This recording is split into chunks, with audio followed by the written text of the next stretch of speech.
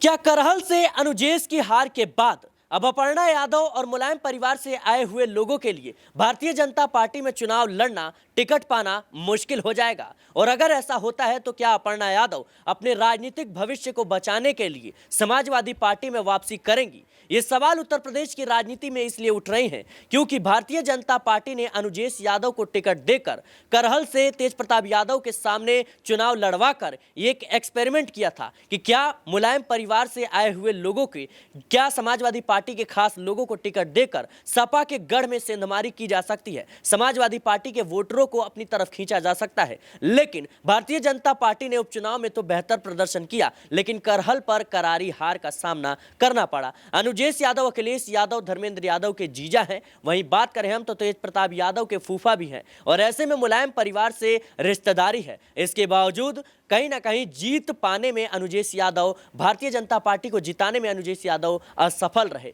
तो क्या इस असफलता के कारण अब अपर्णा यादव के लिए भी भारतीय जनता पार्टी में मुश्किलें खड़ी हो सकती हैं? अपर्णा यादव लंबे समय से चुनाव लड़ने की इच्छा जाहिर कर चुकी हैं। कई मौकों पर, चाहे वो लोकसभा चुनाव हो, नगर निगम के चुनाव हो या फिर विधानसभा के उपचुनाव हो, कई मौकों पर वो चुनाव लड़ने की इच्छा जाहिर कर चुकी हैं। इसके बावजूद भारतीय जनता पार्टी में ना ही उन्हें कोई बड़ा पद मिला है और ना ही कहीं से टिकट।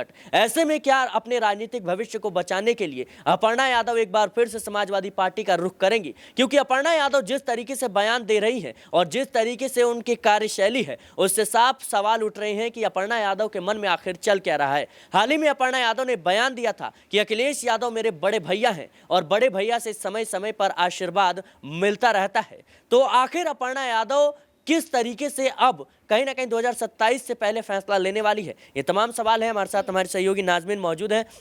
नाजमीन, जिस तरीके से अनुजेश यादव को टिकट देकर भारतीय जनता पार्टी ने एक एक्सपेरिमेंट किया था कि क्या मुलायम परिवार से आए हुए लोगों को और क्या समाजवादी पार्टी के जो खास लोग हैं जो भारतीय जनता पार्टी का रुख कर चुके हैं, उनको टिकट देकर कहीं ना कहीं जो सपा है उसके वोट बैंक में सेंधमारी की जाए, लेकिन इसमें तो भारतीय जनता पार्टी को हार का सामना करना पड़ा। इससे क्या अब अपर्णा यादव के लिए मुश्किलें खड़ी हो सकती हैं?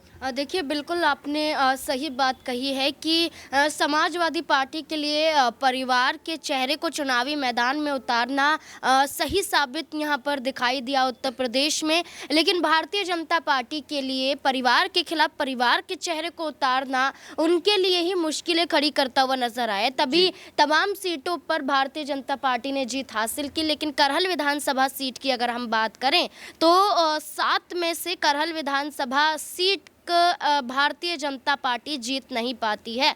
9 विधानसभा सीटों पर चुनाव हुआ, 7 सीटों पर बीजेपी ने जीत हासिल की, 1 सीट यहां पर आरएलडी के खाते में गई, यानी कि 6 सीटों पर बीजेपी आगे दिखाई दी। लेकिन करहल विधानसभा सीटों का अगर हम जिक्र करें तो समाजवादी पार्टी के खाते में करहल विधानसभा सीट एक बार फिर से पहुंच जाती है। सपा का गढ़ करहल विधानसभा सीट कहा जाता है और सपा के खाते में ही यहां पर जीत का परचम लहराया गया। देखिए, अगर हम आंकड़ों की बात करें तो अनुजेश यादव यहां पर 79,589 वोटों पर ही सिमट गए। लेकिन अगर हम तेज प्रताप यादव की बात करें जो समाजवादी पार्टी के जरिए उतारे गए थे, वो 1,04,304 वोटों को हासिल करते हुए नजर आए।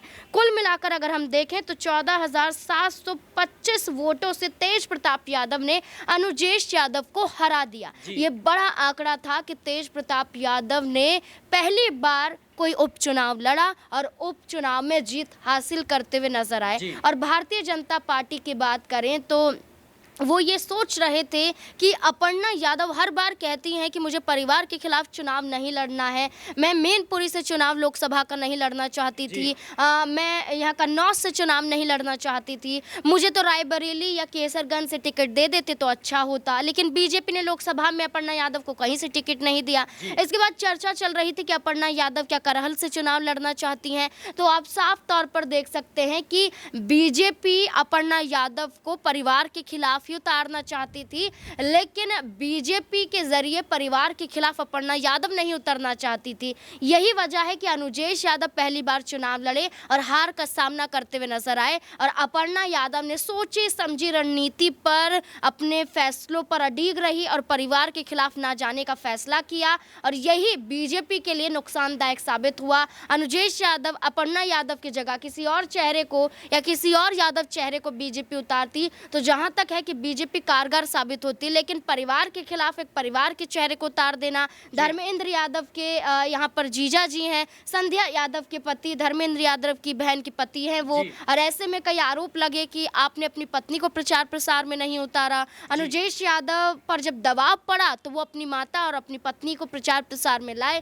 तो अनुजेश यादव एक बड़ा धर्म संकट में बीजेपी को डालते हुए ये चेहरा नजर आया कि आने वाले वक्त में 2027 के विधानसभा चुनाव में जहां तक मुझे लगता है बीजेपी ना तो अपर्णा यादव पर दाव आजमाएगी, ना ही अनुजेश यादव पर दाव आजमा सकती है, क्योंकि परिवार के खिलाफ उतारना बीजेपी के लिए नुकसानदायक साबित हो सकता है। जी बिल्कुल दर्शकों, जिस तरीके से करहल सीट से अनुजेश यादव की हार हुई है, इसको लेकर कई सवाल उठ रहे हैं, लेकिन नाज़मीन एक महत्वपूर्ण सवाल की जब चुनाव प्रचार के वक्त में हमने देखा कि अनुजेश यादव किस तरीके से शिवपाल यादव के खिलाफ बयानबाजी कर रहे थे, वहीं जो पूरा परिवार था, कह सकते हैं यादव परिवार था, चाहे वो शिवपाल सिंह यादव हो, धर्मेंद्र यादव हो, ये तमाम जो लोग थे वो सीधे तौर पर हमला बोल रहे थे अनुजेश यादव के खिलाफ।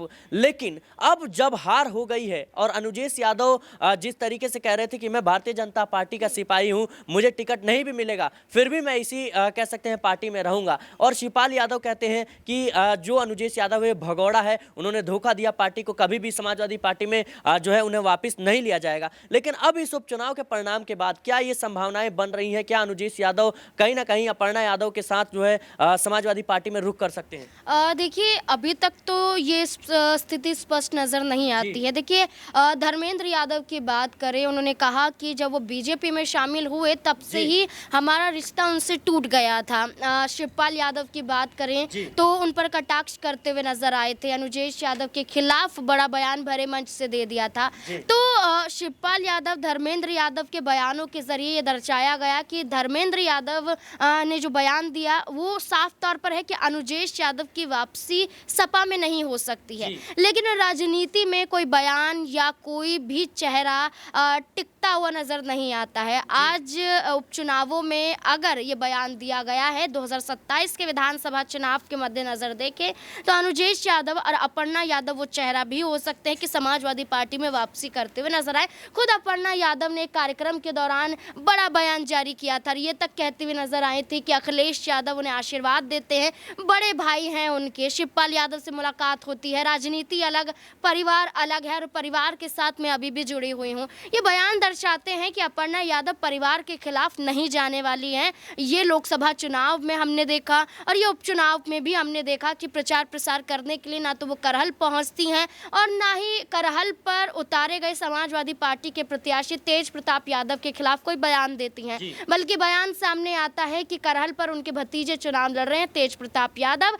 जीत का दावा तो नहीं किया जाता है, लेकिन ये जरूर कहा जाता है कि रिश्ता है और रिश्ते के जरिए एक बड़ी बुनियाद भी खड़ी है। अब सपा की बात करें तो सपा भी अपर्णा यादव को लेकर कोई भी विवादित बयान नहीं देते हुए नजर आते हैं। अखिलेश यादव उनका समर्थन करते हैं, शिवपाल यादव से मुलाकात होती रहती है। अनुजेश यादव की बात करें तो वो बयान देते हैं कि बीजेपी चुनाव लड़ा रही है और बीजेपी से मैं चुनाव लड़ रहा हूं, परिवार से या परिवार के खिलाफ चुनाव नहीं लड़ रहा हूं। तो ये बयान दर्शाते हैं कि परिवार के साथ जुड़े रहना इनके लिए ज़रूरत बन जाती है और आने वाले समय में परिवार का हिस्सा यानी कि सपा परिवार के साथ फिर भी ये चेहरे आ सकते हैं और बीजेपी को नुकसान पहुंचा सकते हैं। और 2027 का चुनाव अपर्णा और अनुजेश यादव के लिहाज से देखा जाए तो बहुत ज़रूरी हो जाता है। जी बिल्कुल दर्शकों, लगातार उत्तर प्रदेश की राजनीति पर नजरें बनी हुई है और जिस तरीके से कई सवाल इस वक्त उठ रहे हैं, खास तौर पर केशव प्रसाद मौर्य बनाम योगी आदित्यनाथ की लड़ाई को लेकर के, वहीं बात करें हम